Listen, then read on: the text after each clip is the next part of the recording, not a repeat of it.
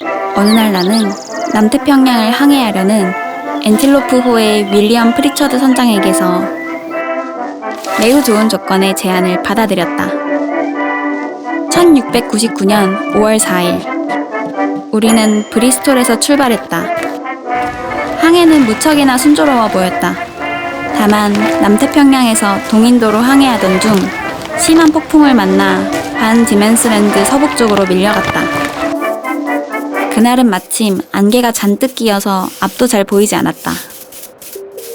선원들은 90m가량 앞에 있는 암초를 발견하고 피하려 했지만 바람이 너무나 거세게 불어와 배는 암초를 피하지 못하고 정면으로 부딪혀 산산조각이 나고 말았다. 나를 포함한 6명의 선원이 보트를 옮겨 타고 간신히 난파당한 배와 암초에서 벗어났다.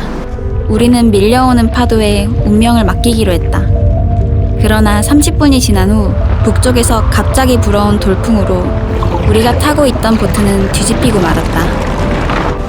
나는 배가 파손될 때 뛰어내렸던 사람들이나 배에 남아있던 사람들은 말할 것도 없고 암초 위에 올라가 있던 사람들이나 보트를 함께 타고 있던 동료에게조차 어떠한 일이 일어났는지 도저히 알 수 없었다. 나는 모든 것을 운명에 맡긴 채 바람과 물결에 휩쓸리며 헤엄쳤다. 가끔씩 발을 내려보았지만 바닥에 닿지 않았다. 그러나 이제는 끝이라는 생각에 포기하고 내가 더 이상 헤엄칠 수 없을 만큼 힘이 빠졌을 무렵 발이 땅에 닿는 것을 느낄 수 있었다. 해변까지 이어지는 경사가 너무나 완만하게 나 있어서 1.6km 정도를 더 걸어야만 했다. 나는 사람이 살고 있는 집을 한 채도 구경하지 못했다. 탈진한 상태에다 날씨는 찌는 듯이 더웠고 배에서 뛰어내리기 전 마셔두었던 반병가량의 브랜디 때문에 무척 졸립기도 했다. 나는 그만 무척 짧고 부드러운 풀 위에 드러누웠다. 눈을 떴을 때는 이미 해가 높이 떠올라 있었다. 일어나려고 했지만 움직일 수가 없었다.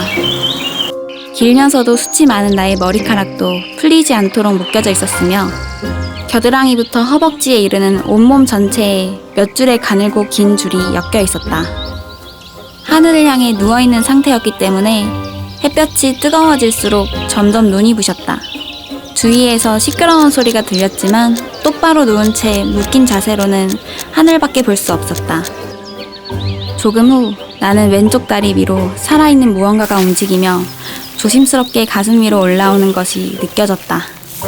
놀랍게도 15cm도 안 되는 작은 키의 사람이 서 있었다.